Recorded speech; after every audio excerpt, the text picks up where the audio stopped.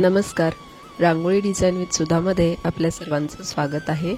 आज आपण उद्या जी गुरुपौर्णिमा आहे त्यासाठी खास अशी रांगोळी काढणार आहोत. ही रांगोळी अतिशय पारंपरिक आहे आणि हिचं नाव आहे ज्ञानकमळ.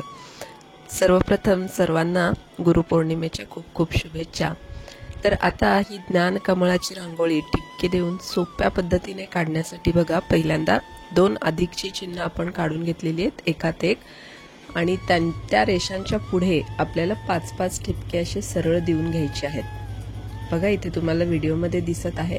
आणि या ठिपक्यांमधलं अंतर समान असावं, पुढे मागे होऊ नये, यासाठी आपण असे हे ठिपके देऊन घेणार आहोत.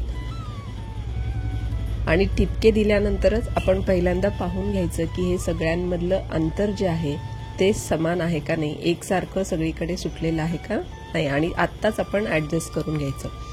त्यानंतर तिसरा जो ठिपका आहे मधला तो, आणि आपण जे अधिकचे चिन्ह मध्ये काढून घेतलेले आहेत तिथून आपल्याला जॉईनिंग सुरू करायचं आहे. हे जेव्हा आपण पहिल्यांदा ही गोष्ट लक्षात ठेवायची की तिसऱ्या ठिपक्याला आपण अधिकच्या रेषेची जे टोक आहे ते जोडायचं आहे, आणि असे हे 3-3 पाकळ्या ह्याच्या काढून घ्यायच्या आहेत. पहिल्यांदा ह्या 4 पाकळ्या आपण कंप्लीट करून घेऊयात चारी बाजूच्या. बघा, म्हणजे ह्या 3-3 आणि इकडची खालची ही तिसरी.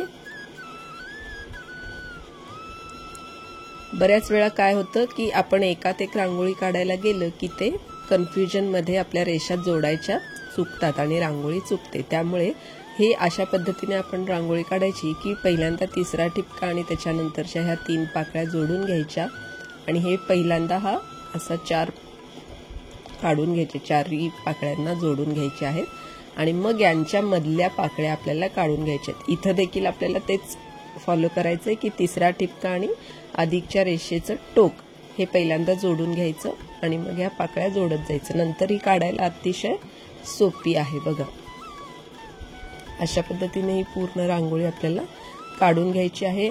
आणि ही रांगोळी काढण्यापूर्वी आपण खाली रंग भरून घेऊ शकतो आधी, आणि त्यावर ही रांगोळी काढू शकतो, किंवा रांगोळी काढल्यानंतर देखील आपण रंग भरला तरी चालेल, किंवा नुसतं हळदी कुंकू वाहिलं तरी चालतं. काढायला अतिशय सोपी, पटकन होणारी आणि भरीव अशी दिसणारी ही रांगोळी आहे.